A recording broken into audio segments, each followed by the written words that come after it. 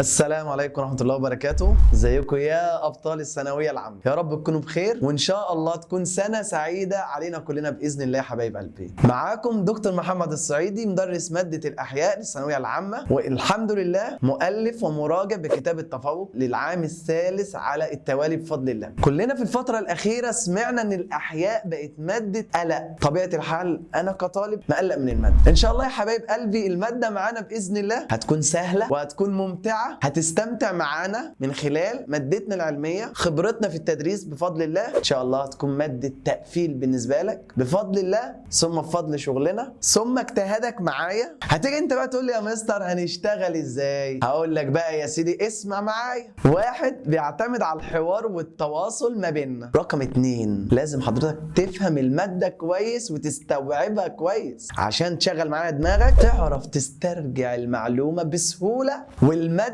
تثبت معاك. علشان كده في رقم 3 الحفظ.